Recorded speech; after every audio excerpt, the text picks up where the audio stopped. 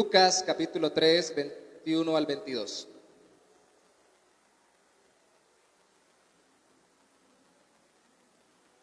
Dice la palabra del Señor: aconteció que cuando todo el pueblo se bautizaba, también Jesús fue bautizado. Y orando, el cielo se abrió y descendió el Espíritu Santo sobre él en forma corporal, como paloma. Y vino una voz del cielo que decía: tú eres mi Hijo amado, en ti tengo complacencia. Acompáñeme un momento más en oración. Señor, queremos contemplar a tu Hijo, oh Padre, en tu palabra, por la obra de tu Espíritu, para meditar hoy en su bautismo, en nuestra entrega para contigo, en nuestras decisiones en cada nueva etapa de nuestra vida, y que nosotros cada día más, confiando en Cristo, vivamos como Él. No hay, Señor, ninguno de nosotros que pueda decir que ya está perfeccionado hasta el fin, pero si somos creyentes, todos podemos decir: estamos siendo perfeccionados hasta el día en que nos encontremos con el Señor. Y hoy queremos que tú impulses nuestras decisiones, que tú renueves nuestro corazón, que tú nos des valor de nuevo, resolución, valentía, para creer, sentir, pero sobre todo vivir conforme a tu voluntad, como lo hizo Cristo para salvarnos. En el nombre de Jesús mismo, amén y amén. Inicio del 2021. Los que vimos películas en los 80, estaríamos esperando para esta época que todos anduviéramos en carros voladores, ¿cierto? Tuviéramos un lotecito en la luna y tuviéramos trajes de plástico psicodélicos y todos pegados, porque así nos lo mostraban en las películas, el futuro. Es más, hasta podría ya de pronto haber teletransportación y hasta hubieran máquinas que los mandaran de un lado a otro sin necesidad de transportes físicos. ¿Cuán lejos estamos todavía de eso? Todavía hay algunos que cuestionan el hecho de que no ha vuelto a pisar un hombre en la luna, a pesar de que ya supuestamente lo hizo hace tanto tiempo. Y en realidad, cada vez que iniciamos una nueva etapa, un nuevo año, no solo vemos lo que no se ha cumplido, que nos mostraba el mundo y las películas y la televisión, sino también vemos lo que no hemos cumplido nosotros y que nosotros hemos querido hacer o cumplir. Y se vuelve cada inicio de temporada, cada inicio de año, se vuelve una posibilidad de caer en temores o llegar a resoluciones. Llegamos a temores y decimos: si no lo he podido hacer, tal vez no lo pueda hacer nunca. O hacemos resoluciones y decimos: me armo de valor y resuelvo que voy a hacer lo que debo hacer en el nombre del Señor. Pero lo que es cierto es que cada año hay oportunidades. Se paralice usted por el temor o se llene de valor para hacer la voluntad de Dios. Dios da tantos sazones, dice la Biblia, como tiempos y sazones, oportunidades y ocasiones, traducen algunas versiones bíblicas de Eclesiastés. Dios da oportunidades. ¿Sabía usted que Cristo también estuvo pendiente de los tiempos en su vida? Al igual que todo ser humano, Cristo tuvo un momento especial en el cual dio un giro en su vida como ser humano, que fue el momento de su bautismo, que es el que acabamos de leer hoy. Pero Él, como ningún ser humano, lo hizo para lo que solo Él podía hacerlo, para enfocarse plenamente en la obra de redimirnos de nuestros pecados. Y lo hizo en el momento planeado por Dios Padre y bajo la complacencia, la autorización, la benevolencia, el beneplácito de el Padre Celestial. ¿Qué nos dice Lucas capítulo 3, versículo 21 y 22 sobre el bautismo de Jesús? Esos dos versículos nos sirven como eje para todo el capítulo, para decirnos cuándo fue que Jesús se bautizó y qué pasó cuando Jesús se bautizó. Esas dos cositas veremos hoy. ¿Cuándo y qué pasó? ¿Cuándo se bautizó Jesús? Capítulo 3, versículo 21, al inicio. ¿Qué fue lo que pasó cuando Cristo se bautizó? Capítulo 3, versículo 21 al final y 22. Lo que es cierto es que esto nos ilustra lo que sucedió con Cristo, principios claves para nosotros, para momentos especiales en el Señor que Dios ha dispuesto para nuestras vidas y las consecuencias de cuando asumimos el llamado que Dios nos hace en esos momentos, de lo que Dios ha planeado para nosotros. Empezando por el día en que nosotros nos entregamos a Cristo. No levante su mano, no tiene que hacerlo. Lo pregunté cuando íbamos a tomar la cena, pero ¿quiénes de los que están aquí se han bautizado con conciencia de que han renunciado a su vida de pecado y se han entregado a Cristo por entero en alguna congregación, alguna iglesia? ¿Todos lo hemos hecho o no lo hemos hecho? ¿Ese bautismo fue igual que el bautismo de Cristo o es distinto? Vamos a meditar en esas dos cosas hoy. ¿Y qué debemos vivir nosotros después de bautizados? Y si no lo hemos hecho, ¿debemos bautizarnos? Empecemos diciendo, ¿cuándo fue que Cristo fue bautizado? Lucas capítulo 3, versículo 21 al inicio dice, aconteció que cuando todo el pueblo se bautizaba,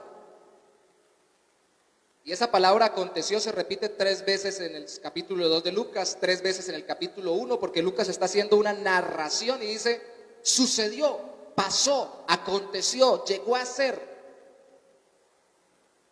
Y en este caso, él está narrando y diciendo, pasó, sucedió, aconteció, que cuando todo el pueblo se bautizaba, y todo el pueblo se bautizaba, ¿en qué tipo de bautismo? En el bautismo de agua para arrepentimiento. Mire capítulo 3, versículo 3 conmigo. Y él, Juan el Bautista, fue por toda la región contigua al Jordán, predicando el bautismo del arrepentimiento para perdón de pecados. La característica de esa ola de bautismos fue el arrepentimiento. Si usted mira conmigo también el capítulo 8 al inicio, capítulo 3, versículo 8 al inicio, dice, el mismo Juan Bautista le dice a los que se querían bautizar, haced pues frutos dignos de arrepentimiento. Quiere decir que haya una transformación real por el arrepentimiento que ustedes tienen de sus pecados. Entonces, ¿cuándo se bautizó Cristo? Capítulo 3, versículo 21, cuando todo el pueblo se bautizaba, cuando Dios trajo arrepentimiento a las vidas. Cristo se montó en esta ola de arrepentimiento. Alguien dirá, pero el Señor no puede dejarse mover por las circunstancias. No, pero es que las circunstancias las planeó Él junto con el Padre Celestial y el Espíritu Santo como un solo Dios, aunque sean 3 personas distintas desde la eternidad. Y teniendo un plan y un propósito, en cada tiempo debía cumplirse de acuerdo al plan y al propósito, incluyendo en la vida de Cristo. Y Cristo no podía salir como lo vimos la vez pasada o la semana pasada cuando tenía 12 años, aunque ya estaba creciendo, y es un misterio para nosotros, en entendimiento y sabiduría. Entonces podía comprender, humanamente hablando, en su naturaleza humana, su llamado Salvador, y podía conversar de ello teniendo apenas 12 años con los líderes o con los maestros en el templo de Jerusalén. Pero aún no era el tiempo. ¿Cuándo era el tiempo? Ustedes se han dado cuenta que cuando los evangelios comienzan, por lo general comienzan con Juan el Bautista antes que con Cristo. Pues era indispensable que Juan el Bautista viniera antes que Cristo, y todos los evangelistas lo ponen así, tanto en su nacimiento como Lucas cuando lo narra, como en el inicio de su ministerio. Primero viene Juan y luego viene Jesús. ¿Cuándo? Cuando todos se bautizaban. ¿Y cuándo todos se bautizaban? Cuando Juan predicaba. ¿Y qué era lo que Juan predicaba? Arrepentimiento para perdón de pecados. ¿Cuándo Cristo se bautizó? cuando la gente estaba entrando en un mover dado por el Señor en sus corazones de arrepentimiento. Cuando Dios trajo arrepentimiento. Entonces, cuando uno se pregunta, ¿cuándo debo yo tomar decisiones fuertes en mi vida? Sin que yo sea Cristo, sino confiando en Cristo. Cuando tengo convicción de cambio y deseo de arrepentirme de aquello que no es conforme a la voluntad del Señor. Veamos algunos elementos rápidamente de estos primeros versículos del capítulo 3. Lea conmigo el versículo 1 al 6 de corrido. Capítulo 3, versículo 1 dice: en el año 15º del imperio de Tiberio César, siendo gobernador de Judea Poncio Pilato y Herodes tetrarca de Galilea, y su hermano Felipe tetrarca de Iturea y de la provincia de Traconite, y Lisanias tetrarca de Abilinia. Eran tetrarcas porque se había dividido en 4 provincias y cada uno de ellos gobernaba en una. Y siendo sumos sacerdotes Anás y Caifás, realmente uno era el sumo sacerdote y otro era el suegro que seguía dirigiendo junto con él en el sumo sacerdocio, vino palabra de Dios a Juan, hijo de Zacarías, en el desierto, y fue por toda la región contigua al Jordán, predicando el bautismo del arrepentimiento para perdón de pecados. Como está escrito en el libro de las palabras del profeta Isaías, que dice: voz del que clama en el desierto, preparad el camino del Señor, enderezad sus sendas, todo valle se rellenará y se bajará todo monte y collado, los caminos torcidos serán enderezados y los caminos ásperos allanados. Y verá toda carne la salvación de Dios. Pero si usted salta conmigo al versículo 19, nos dice que entonces Herodes el tetrarca, siendo reprendido por Juan el Bautista, a causa de Herodías, mujer de Felipe, su hermano, porque él le había quitado la mujer al hermano, y de todas las maldades que Herodes había hecho, sobre todas ellas añadió además esta: encerró a Juan en la cárcel. Entonces, ¿cuándo Dios trajo arrepentimiento? Dios trajo arrepentimiento a pesar de los líderes impíos. Cuando a pesar de los líderes impíos, la palabra de Dios era predicada. Nosotros queremos que cambien los gobernantes de nuestros países para que cambien nuestras situaciones, pero Cristo no esperó a que estuvieran los más santos ni los más puros gobernando para venir a salvarnos y empezar a ejercer su ministerio. A veces esperamos para tomar decisiones en la obra de Dios y en nuestra propia vida para la gloria de Dios, a que todo esté muy bien y a que las circunstancias sean las ideales. Él no esperó eso. De hecho, cuando ahí dice que Herodes hizo muchas maldades, es un resumen muy cortico y usted puede consultar la historia antigua y se dará cuenta de qué tantas maldades hizo este Herodes, que no fue el mismo Herodes que quiso matar a Jesús cuando era niño. Este es otro, recuerden que ese ya había muerto. Pero fueron muy sanguinarios, fueron muy violentos, fueron muy corruptos, fueron muy duros en sus gobiernos, eran implacables. Y además de esto metió a Juan el Bautista preso. Juan el Bautista predicó porque él tenía que predicar arrepentimiento para rellenar los valles profundos y para allanar las montañas, quiere decir para aplanar el terreno en los corazones. Eso es un simbolismo que viene de la profecía del Antiguo Testamento, y que la gente estuviera lista, convencida de que eran pecadores para necesitar un Salvador, para que Cristo los salvara. Y tenía que hacerlo así fueran los más terribles gobernadores de la época. Tan terribles eran que a Juan Herodes lo puso preso. Y no solo lo puso preso, terminó cortándole la cabeza. Ustedes lo saben. En Marcos capítulo 6, versículo 20, se nos dice que antes que le cortara la cabeza, Herodes lo había puesto preso porque le temía. Y quedaba asombrado con lo que predicaba, quedaba como medio atolondrado porque le daba muy duro cuando le recriminaba su pecado, el pecado que cometía al tener la mujer de su hermano, pero a su vez, dice que le escuchaba de buena gana. Marcos 6:20. Escuchaba de buena gana, oía tranquilo. Claro, le llamaba la atención lo que predicaba Juan el Bautista. ¿Cuántas personas hay que les llama la atención las predicaciones del Evangelio?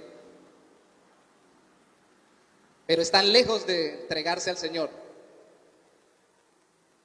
Y este estaba tan lejos que tan pronto le tendió una trampa basada en su propio pecado, la mujer que tenía, que era la mujer de su hermano, para que matara a Juan el Bautista. Él cayó y terminó matando a Juan el Bautista, sin que realmente quisiera hacerlo, porque no solo temía al pueblo, como dice Mateo, sino como dice Marcos, el pueblo consideraba a Juan el Bautista un profeta, sino que como dice Marcos, él mismo le tenía respeto, un temor reverente a Juan. Este hombre debe ser un hombre de Dios. Hace mucho tiempo en Cúcuta una persona se acercó a la congregación que estábamos levantando y no entraba al local de culto como acá, sino que entraba al local adjunto, como decir acá las oficinas y el local al lado, en la casa pastoral o el apartamento pastoral. Y entró hasta ayudarnos a hacer unas empanadas y venderlas, y quería colaborarnos. Y yo le decía, ¿y por qué no entra al culto? Y me decía, no, porque yo sé que tengo que cambiar. Dice, pero nosotros no la vamos a obligar. No, pero yo sé que tengo que cambiar, y tengo que dejar muchas cosas y tengo que cambiar de vida. Pero le atrae, le llama la atención, viene y nos colabora incluso para conseguir recursos para la iglesia. ¿Por qué no entra? No quiero. El mundo está lleno de personas fascinadas con la predicación del Evangelio. Ustedes ni se imaginan cuánta gente pone las predicaciones, incluyendo las de nuestra propia iglesia o las de cualquier iglesia, que hablen del Evangelio, las escuchan, se engolosinan con ellas y se levantan a hacer lo contrario. No se trata de fascinación, se trata de arrepentimiento. Pero este era un tiempo de arrepentimiento y se sabía, porque a pesar de esas dificultades de los líderes, la palabra era predicada abiertamente. Y Juan no temía. Al mismo líder más terrible, que era Herodes y sanguinario, le dijo de su pecado para que se arrepintiera y se convirtiera. A pesar de los líderes impíos, la palabra era predicada. A pesar de la hipocresía, la conversión era demandada. Leamos de corrido el versículo 7 al 14. Y vemos lo que pasaba cuando Juan predicaba. Dice, y decía a las multitudes que salían para ser bautizadas por él, oh generación de víboras, ¿quién nos enseñó a huir de la ira venidera? Lucas capítulo 3, versículo 7, oh generación de víboras, ¿quién nos enseñó a huir de la ira venidera? Alguien diría, pero trate bien a la gente, si la gente viene a escucharlo, ¿por qué le anda tan duro? Sigamos viendo por qué. Haced, versículo 8, pues frutos dignos de arrepentimiento, y no comencéis a decir dentro de vosotros mismos, tenemos a Abraham por padre, porque os digo que Dios puede levantar hijos a Abraham aún de estas piedras. Y ya también el hacha, otra expresión simbólica, está puesta a la raíz de los árboles, por tanto todo árbol que no da buen fruto se corta y se echa en el fuego. Está hablando de vidas que se salvan porque se arrepintieron y creyeron en Cristo, o vidas que son echadas al infierno porque no se quisieron arrepentir y creer en Cristo. Verso 10, y la gente le preguntaba diciendo, entonces, ¿qué haremos? ¿Cómo es que se sabe que uno se arrepintió? Le están preguntando. ¿Cómo es la vida de alguien arrepentido? Versículo 11, él les dijo, respondiendo, les dijo, el que tiene 2 túnicas, dé al que no tiene. Sencillo. Y el que tiene que comer, haga lo mismo. Versículo 12, vinieron también unos publicanos para ser bautizados y le dijeron, maestro, ¿qué haremos? Y él les dijo, no exijáis más de lo que os está ordenado. Ellos eran los que recogían impuestos y pedían más. Versículo 14, también le preguntaron unos soldados diciendo, ¿y nosotros qué haremos? Y les dijo, no hagáis extorsión a nadie, ni calumniéis, y contentaos con vuestro salario. Resumamos, una vida de pecado es una vida egocéntrica, egoísta, centrada en sí mismo. Una vida de arrepentimiento es una vida que sale de su deseo egoísta y egocéntrico y piensa en los demás para la gloria de Dios. Y yo sé que muchos han predicado esto muy mal durante muchos años, de tal forma que hoy en día con la generación egocéntrica o con la generación egocentrista que estamos viviendo, aprovechan eso para decir, no, pero ámese usted un poquito, quiérase un poquito. Cuando usted mira el común denominador en la Biblia y especialmente en el Evangelio, no dice quiérase para que quieran los demás, dice ame a Dios, ame a su prójimo como usted mismo, porque se deduce que usted se ama a usted mismo. Y ahí no está diciendo, usted tiene 2 túnicas, dele las 2 y quédese con nada. ¿Qué está diciendo? Dele cuántas. Media. Préstesela. Y se la pide después. Alquílesela. Y cóbrele caro. ¿No? Compártala. Algunos han dicho que las túnicas se podían utilizar, y es la verdad en el contexto antiguo, en las noches frías o para los caminos polvorientos, 2 a la vez. Pero por lo general, como era un clima cálido, utilizaban una sola. Entonces, si era que tenía 2 puestas, a pesar de que pueda pasar dificultades, ayude a otro a que no se muera de frío, y ya son 2 aguantando el frío, pero no uno sobreviviendo y el otro muriendo.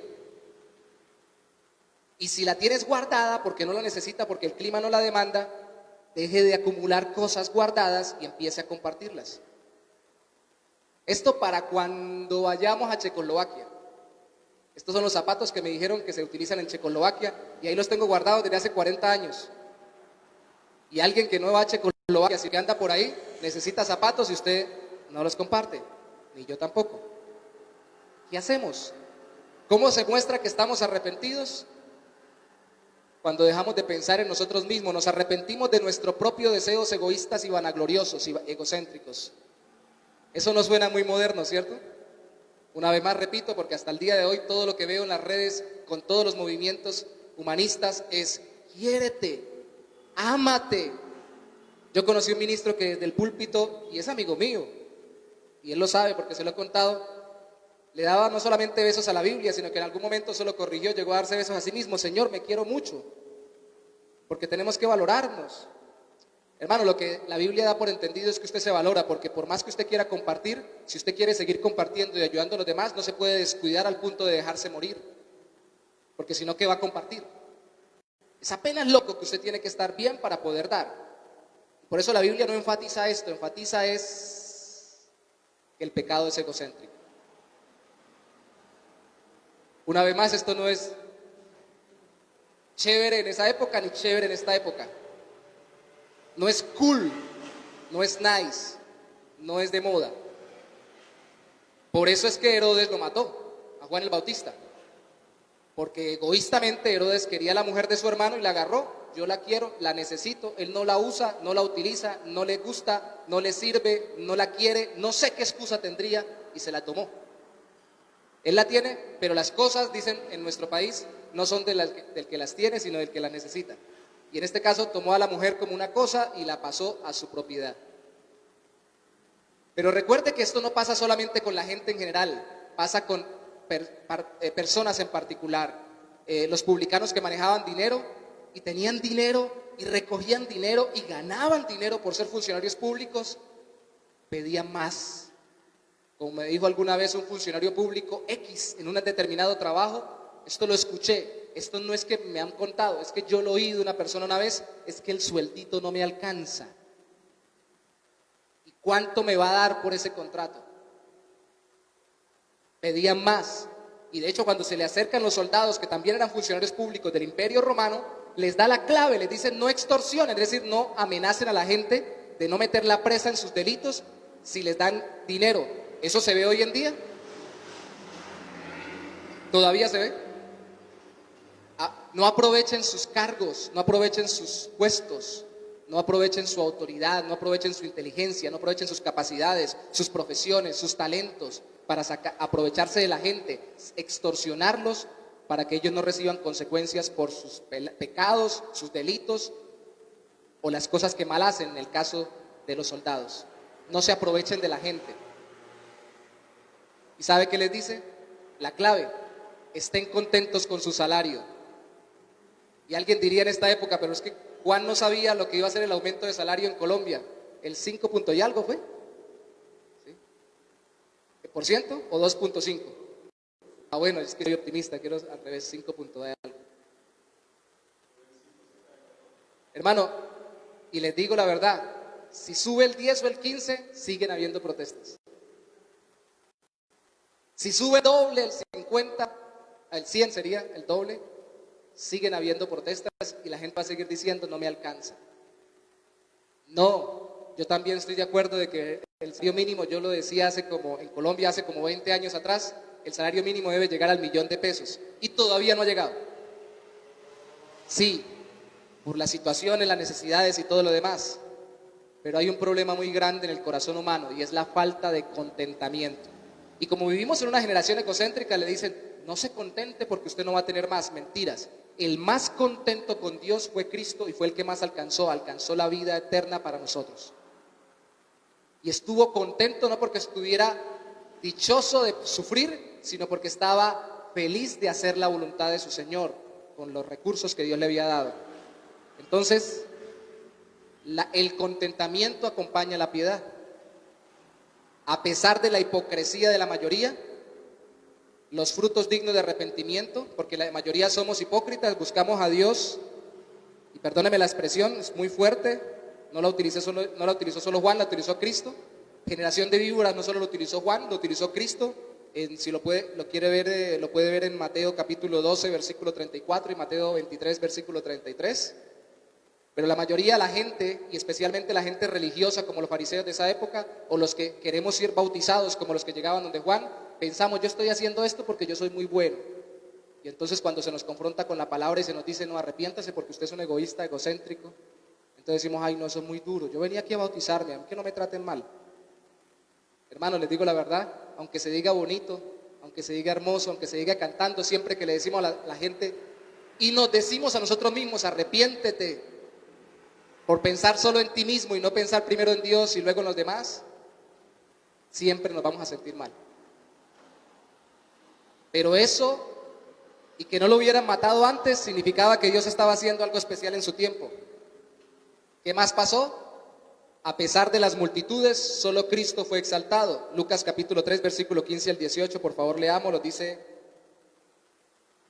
como el pueblo estaba en expectativa, preguntándose todos en sus corazones si acaso Juan sería el Cristo, respondió Juan diciendo a todos, yo la verdad os bautizo en agua, pero viene uno más poderoso que yo, de quien no soy digno de desatar la correa de su calzado. Él os bautizará en Espíritu Santo y fuego. Su aventador está en su mano y limpiará su era y recogerá el trigo en su granero y quemará la paja en fuego que nunca se apagará. Con estas y otras muchas exhortaciones anunciaba las buenas nuevas al pueblo. Buenas nuevas, buenas noticias. En el original griego podríamos decir evangelismo o evangelización, porque es lo que se traduce como evangelio. Una buena noticia no es cosas buenas para uno. Estamos iniciando un año nuevo, pastor. ¿Usted por qué nos dice que debemos arrepentirnos? Porque, hermano, en cada nueva etapa hay que hacer un reseteo. Si usted quiere que su computador le funcione mejor, ya está muy saturado, pregúntele a un ingeniero en sistemas que hay que hacerlo, resetearlo. Si usted quiere empezar mejor su día, su vida, su jornada, su época, su año 2021, revísese a usted mismo y que yo también me revise y que nos revisemos, si es posible todos juntos, a ver en qué tenemos que arrepentirnos. La buena nueva es que Dios a los que se arrepienten es a los que le da la gracia, la bendición de ser llenos de su Espíritu Santo. ¿Para qué viene el Espíritu Santo? Al Padre se le llama Padre, al Hijo se le llama Hijo, al Espíritu Santo se le pone una segunda palabra. ¿Cuál es? Santo. ¿Cuál es la principal función de la tercera persona de la Trinidad en nuestras vidas? Hacernos santos, santificarnos, transformarnos a la imagen cada día más de Dios. Entonces esta nueva etapa, este nuevo comienzo, este nuevo día, esta nueva hora, cada que usted inicie algo, este nuevo año, lo primero que tiene que hacer es pedirle al Señor que le dé la capacidad de entender cuáles son sus fallas delante de Él y que tan claro como Juan lo pintaba en su vida práctica, usted sepa cómo debe vivir ahora para la gloria de Dios, para que inicie esta nueva etapa reseteado, alineado, balanceado, con cambio de aceite incluido para que marche súper bien en esta nueva época. Eso es lo que debería pasar cuando la gente se acerca a bautizarse, confiando en Cristo, sí, si cuando Cristo fue bautizado, las circunstancias que prepararon el inicio de su ministerio eran de arrepentimiento, cuando usted se bautizó debería haber también estado arrepentido, confiando en Dios por medio de la Biblia, abandonando su pecado y mirando solo a Cristo. Porque cuando a Juan se le preguntó si él era el Cristo, él dijo: yo no lo soy, yo no soy el Mesías. Él apuntó a Cristo.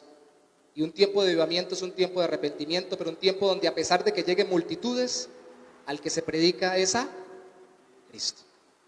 Hermanos, ustedes no se imaginan la alegría que tienen todos los líderes de iglesias cuando ven que las iglesias tienen más personas. ¿Y sabe cuál es la tentación? Predicarnos a nosotros mismos. ¿Cómo llegó de gente? Algo estamos haciendo bien. Sí, seguramente sí estamos haciendo bien algo para la gloria de Dios y por su día y su poder. Y está bien reconocerlo y está bien continuarlo. Pero la tentación es enfocarnos en eso y no hacer que nosotros mismos y la gente mire continuamente a Cristo. Juan pudo haber dicho: pues yo no soy el Mesías, pero la verdad es que pareciera, ¿no? Porque como que yo predico muy bien. La gente se está arrepintiendo. Y hasta Herodes no me ha matado cuando yo le he dicho lo de la mujer. Entonces, síganme los buenos, quédense conmigo, y cuando aparezca Cristo, esperen un tiempito a ver si de verdad eso no es. Tan pronto apareció Cristo, ustedes lo saben por el Evangelio de Juan: este es el Cordero de Dios que quita el pecado del mundo. Les dijo a sus discípulos y todos fueron detrás de Cristo. Aquí lo dice: no me miren a mí, yo no soy el Mesías, yo no bautizo con el Espíritu Santo. Y en otro evangelio dice: aquel sobre quien descienda el Espíritu Santo. Y eso fue lo que leímos en los versículos 21 y 22. Lo primero, ¿cuándo se bautizó? Cuando el pueblo se bautizaba, cuando trajo arrepentimiento, cuando se abandonaron su pecado y se enfocaron en Cristo, conforme la Biblia, mirando al Salvador. Pero la consecuencia, cuando uno toma decisiones correctas en el Señor, como Cristo aprovechó el tiempo de arrepentimiento, es que, capítulo 3, versículo 21, al final: y orando, el cielo. ¿Cuántos quieren cielos abiertos sobre su vida? Amén. Yo no les voy a hacer que griten, ¿no? Yo también quiero. ¿Qué significa cielos abiertos? En la Biblia, por todos lados, yo sé que es una expresión que han utilizado y manipulado mucho en muchas congregaciones, pero en todos lados cielos abiertos significan que Dios está obrando sobre nosotros, en la Biblia. ¿Y cielos cerrados qué significan? Que así oremos, hay cielos de bronce, Dios no nos contesta y las circunstancias están muy duras. ¿Qué fue lo que pasó cuando Cristo se bautizó? En el caso particular de él, el cielo se abrió y del cielo descendió corporalmente como paloma, no siendo una paloma, sino como una paloma. Fue con lo que ellos lo pudieron simbolizar, el Espíritu Santo. Y se oyó la voz en el cielo que decía: este es mi Hijo amado en quien tengo complacencia. Y entonces la relación entre las tres personas de la divinidad, entre el Padre, el Hijo y el Espíritu Santo, que es invisible porque Dios es invisible, se pudo ver y se pudo oír. Esto no había pasado nunca, ni volverá a pasar nunca más, porque esto fue particularmente sobre Cristo. Estamos sacando conclusiones de lo que pasó con el bautismo de Cristo para nuestras nuevas etapas y para nuestra responsabilidad en cada nueva etapa delante de Él. Pero esto del bautismo solo pasó con Él, porque solo Él es el Hijo eterno de Dios y solo el Padre podría decir de Él: este es mi Hijo amado en quien tengo complacencia. Esta expresión viene de Isaías capítulo 42, versículo 1. Y este Hijo amado es la expresión que viene de Salmos capítulo 2, versículo 7. Se oficializó el inicio del ministerio de Cristo cuando Juan lo bautizó, porque se vio que era capacitado por la guía y poder del Espíritu Santo que descendió. Y era autorizado o aprobado por la complacencia del Padre, porque Cristo desarrolló todo su ministerio para salvarnos en su humanidad, ungido por el Espíritu Santo. Aunque Él no dejó de ser Dios, es un misterio para nosotros. Su obra salvadora la desarrolló en su naturaleza humana, bajo la guía y poder del Espíritu Santo. Y eso es una característica de todo Lucas. Si vamos a ver Lucas, usted en todo Lucas tiene que ver dos cosas. La primera es que el Espíritu Santo ungía, usaba a Cristo continuamente en todas las áreas de su vida. Una vez más, esto se da en la Trinidad, misterio pero realidad, porque Cristo no podría ser ungido o capacitado por su papá terrenal. De hecho, si usted mira ahí, una vez más Lucas utiliza términos o palabras claves. Lucas capítulo 3, versículo 23 dice, Jesús mismo al comenzar su ministerio era como de 30 años, hijo, según se creía, de José, hijo de Elí, hijo de Matat, hijo de Leví, hijo de Melqui, hijo de Jana, hijo de José, hijo de Matatías, hijo de Amós, hijo de Naún, hijo de Esli, hijo de Nagai, hijo de Maat, hijo de Matatías, hijo de Semei, hijo de José, hijo de Judá, hijo de Joana, hijo de Reza, hijo de Zorobabel, hijo de Salatiel, hijo de Neri, hijo de Melqui, hijo de Adi, hijo de Sesán, hijo del Modán, hijo de Er, hijo de Josué, hijo de Eliezer, hijo de Jorín, hijo de Matat, hijo de Leví, hijo de Simeón, hijo de Judá, hijo de José, hijo de Jonán, hijo de Eliaquín, hijo de Melea, hijo de Mainán, hijo de Matata, hijo de Natán, hijo de David, hijo de Isaí, hijo de Obed, hijo de Booz, hijo de Salmón, hijo de Nazón, hijo de Aminadab, hijo de Asán, qué bueno tener lentes, hijo de Esrón, hijo de Fares, hijo de Judá, hijo de Jacob, hijo de Isaac, hijo de Abraham, hijo de Tare, hijo de Nacor, hijo de Serug, hijo de Ragaú, hijo de Pelec, hijo de Eber, hijo de Sala, hijo de Cainán, hijo de Arfasac, hijo de Sem, hijo de Noé, hijo de Lamec, hijo de Matusalén, hijo de No, hijo de Jared, hijo de Maalaleel, hijo de Cainán, hijo de Enos, hijo de Sed, hijo de Adán, hijo de Dios.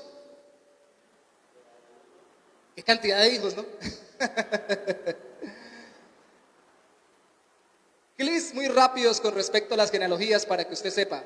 Traté de leerla lo más rápido y lo más bien entonado posible para que no pensara lo que todo el mundo piensa cuando se leen las genealogías.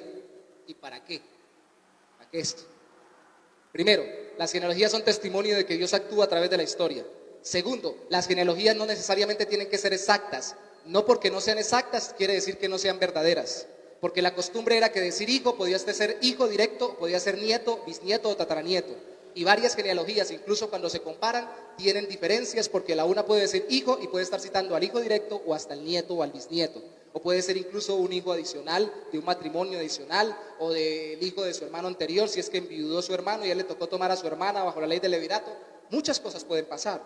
Lo interesante del asunto no son los detalles específicos, sino que precisamente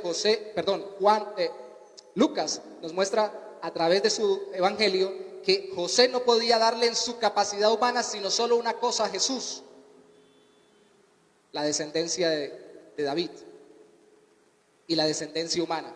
En Mateo se muestra que era descendiente de David también para poder ser el Mesías, Jesús. Aquí también, el rey David.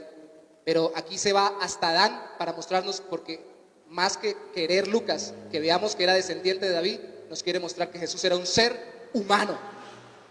Era descendiente de Adán y era el segundo Adán y venía a rehacer lo que Adán deshizo y a arreglar lo que se dañó con Adán y con Eva. Pero al mismo tiempo, déjeme decirle algo, si usted la compara con la de Mateo, son diferentes en varios nombres, sobre todo cuando ya está llegando a Jesús. Aquí va de Jesús hacia atrás, en la de Mateo viene de atrás, desde Abraham hasta Jesús, porque según creen algunos, puede ser la diferencia de que tal vez en la genealogía por el lado de María, eso es lo menos probable. Otros creen que tal vez porque el padre que se cita aquí de José puede ser el padre real, y en el otro lado puede ser un padre que lo adoptó porque pudo haber sido pasado a otra pareja por las leyes del Antiguo Testamento. Hay cantidades de posibilidades. El caso es que ambos nos están asegurando que descienden de David y que es un ser humano, y que José solamente le podía dar humanidad y descendencia de rey. No le podía capacitar, y por eso es que, eso sí es especial, Lucas dice, se creía que era hijo de José, pero ¿de quién realmente era hijo él? ¿De quién realmente era hijo Cristo? ¿Será que hubiera sido lo mismo que José le hubiera dicho, Jesús, vaya, salve el mundo, porque tú eres mi hijo amado y yo en ti tengo complacencia? ¿Sí? ¿Qué hace uno con eso? Mi papá me puede haber dicho, mi hijo, usted es muy inteligente, muy buena papa, usted es de la familia, el que va a sacar la cara, vaya mi hijo, hágale, salve el mundo. Y por mucho que me quiera él y me vea tan bonito y tan simpático, o me vea tan capacitado, no puedo hacer nada. Se necesitaba que fuera el Hijo de Dios hecho hombre. Y por eso es que viene este inicio de ministerio de tal forma que se conoce la complacencia del Padre y la capacitación del Espíritu Santo. Y esta relación no se dio en un vacío. Esta relación intratrinitaria entre Padre, Hijo y Espíritu Santo se da en algo que sí podemos nosotros hacer para relacionarnos con Dios. ¿Qué es? Palabra clave para que nos quede de práctica para este año. ¿Usted está iniciando año? quiere hacer cosas que no ha hecho, está iniciando una temporada, está iniciando el día en la mañana, resuelva hacer lo que Dios le manda hacer a través de una actividad que Cristo siempre hizo y que fue la otra característica de todo el Evangelio de Lucas. La primera la vamos a recordar por todo Lucas, la obra del Espíritu Santo en él, el Espíritu Santo actuando en él, y la otra, capítulo 3, versículo 21, antes del final, y orando, el cielo se abrió. ¿Qué estaba haciendo Jesús cuando el cielo se abrió? Orando. ¿Y qué está haciendo usted y qué estoy haciendo yo cuando inicio una nueva etapa, un nuevo día, un nuevo año y resuelvo hacer muchas cosas conforme a la voluntad de Dios, esperando que el cielo se abra? ¿Qué está haciendo? Ahí esperando a que el Señor me tire alguito ahí. Miro a ver qué pasa. ¿Qué estaba haciendo Cristo? Orando. A mí me preocupa que cuando nosotros fuimos bautizados y cuando la gente se bautiza, dando ya no como Cristo que fue para iniciar su ministerio público salvador, sino ahora dando testimonio públicamente de que Cristo nos salvó, me preocupa que la gente cuando se bautiza, nosotros cuando nos bautizamos públicamente, confiando en Cristo como Salvador, lo que menos tengamos sea vida de oración. Y hace un rato cuando empecé el sermón les dije, no levanten la mano quienes de aquí se han bautizado. Ahora mi pregunta es, ¿quiénes de los que están aquí oran? No levanten la mano, por favor. ¿Quién tiene una vida de oración más que simplemente orar? ¿Y cómo queremos empezar nuestras etapas nuevas, cambios en nuestra vida, si no es en oración? ¿Qué es orar? Es entrar en una relación con Dios. Sí se pide mucho, pero creo que lo primero que debemos pedir es que Dios toque nuestro corazón para que sea que suframos o que nos alegremos, que necesitemos o que nos sobre, que estemos solos o acompañados, que tengamos salud o estemos enfermos, tengamos relación y comunión con Él. Y al primero que le contemos lo uno o lo otro, y que le pidamos para lo uno o para lo otro, sea Él. Si ustedes se dan cuenta, esto que acabo de decir se parece mucho a lo que se dice en los matrimonios, y por eso yo comparo mucho los matrimonios con los bautismos. En la pobreza, en la riqueza, en la salud, en la enfermedad. Por eso yo digo, usted se compromete con una mujer públicamente y se muere para todas las demás mujeres. Así cuando se bautiza usted se muere para el mundo y vive para Cristo. Pero usted habla con la mujer con la que se casó. Si no, ¿para qué se casó? Usted se bautizó y se comprometió a vivir para Cristo. ¿Habla con Él? O como cuando uno tiene un muy mal matrimonio, solamente busca cónyuge cuando le dice necesito plata, que me colabore. Las cosas no son así, ¿o usted me cumple o qué? Porque usted es mi marido o usted es mi mujer. Así parece muchas veces nuestra vida de oración. Señor, necesito, me hace falta, soy su hijo, me bauticé, ¿me va a cumplir o qué? Suena feo, ¿cierto? Pero quiero ilustrarlo en sobremanera para que entendamos que la vida de oración no es una carga, es un deleite. Y que los cielos abiertos no son la consecuencia de una imposición, sino de una dulce comunión y relación con Dios. ¿Cuál sería la razón para que usted cada vez que inicia una nueva etapa en su vida, un nuevo día cada mañana, no busque hablar con Dios? Dígame una sola razón. Alguien puede decirme, soy mudo. Incluso los mudos pueden hablar con Dios desde su corazón. La única razón para que no lo haga es que está muerto, y si está muerto ya está con el Señor, puede hablar directamente con Él. Así que no hay excusa. Ayer hablaba con mis hijos y les decía, ¿cuál fue la última vez que ayunamos? Todos los días desayunamos, pero ¿cuándo ayunamos? Y yo les decía, y me recordaba a mí mismo, todos los días nos levantamos en ayuno. Y el ayuno no es ayuno sin oración. Párese a orar y busque al Señor. Algunos nos levantamos por el café, yo no. Yo fui criado a punta de aguapanela. Algunos se levantan por el periódico, otros por el desayuno. ¿Qué hay de comer? Algunos buscando cómo pagar las cuentas o que le agarró tarde para el trabajo, otros echando mano al celular a ver qué fue lo último en la red social que no alcanzó a ver.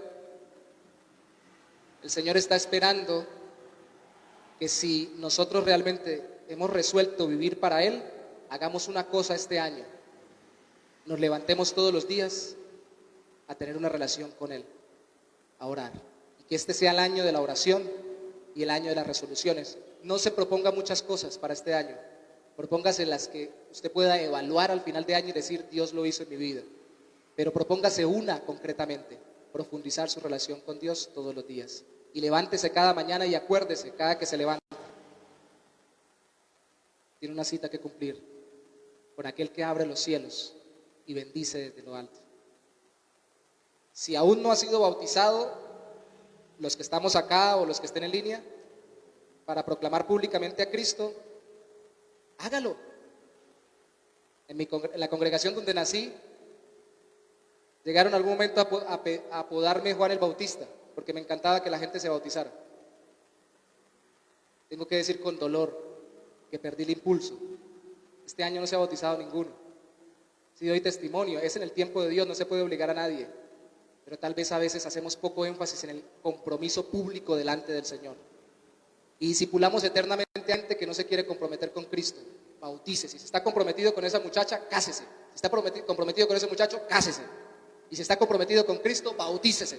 Y públicamente camine con el Señor. Que la gente lo vea y diga: este es un creyente comprometido con Cristo. Y le diga: ¡ay, cayó! Está bien que le diga si cayó en pecado, para que usted sienta el compromiso de reconciliarse con su Señor, porque ahora no vive para sí, vive para el Cristo que lo salvó. Amén.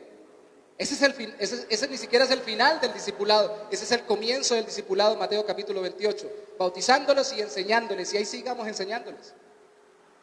Pero si ya está bautizado y está emprendiendo un nuevo año y quiere emprender nuevas etapas en su vida, mire a Cristo, arrepiéntase de sus pecados y por favor profundice su vida de oración con Él. ¿Qué tal si se pone sobre sus pies, por favor, en esta mañana?